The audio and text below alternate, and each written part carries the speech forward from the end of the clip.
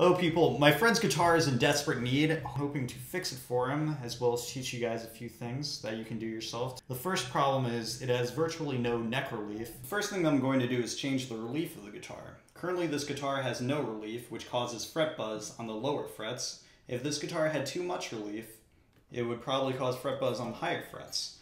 The best way to measure relief is by using two capos, placed one at the first fret and the other placed at the 14th fret, and then you can use a feeler gauge to measure in the middle, or you can just test it with your finger by pressing down on the fret. How you alter the relief of a guitar is by altering the truss rod. To give more relief, what you do is you loosen the truss rod. To take away relief, you tighten the truss rod. Because this guitar has too little relief, what I'm going to do is loosen the truss rod, and how I'm going to do that is with an Allen wrench.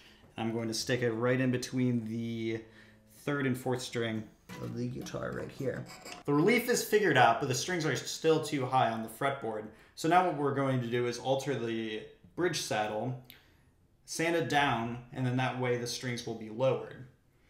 I have a separate bridge saddle right here. I recommend if you do this to use a separate bridge saddle. That way if you sand it too much, then you can still put in the old bridge saddle and still play your guitar. The first thing that we're going to need to do is take the strings off of the guitar, that way we can get at the bridge saddle and put in our newly altered bridge saddle. This is our original bridge saddle, and this is our new bridge saddle. When you replace your bridge saddle and alter it, you're going to want to make sure that they have the same dimensions. And what we're going to do is we're going to take the new bridge saddle and we're going to sand it down.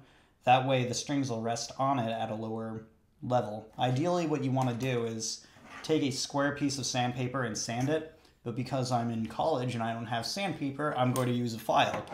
This can also work. Make sure that you keep it on a flat surface, that way you'll sand evenly. I'm going to do that quickly right now. So I now have my new bridge saddle, and I've sanded it down so it's marginally smaller than my previous bridge saddle in terms of height. What you're going to want to do now is put the large end by the bass strings and the smaller end by the treble strings. So we're going to do that right now and then restring the guitar, and hopefully it sounds good. So we just restrung the guitar. It sounds really good and the action's a lot better.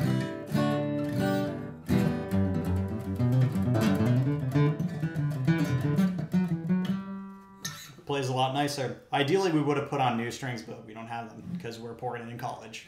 Peace out.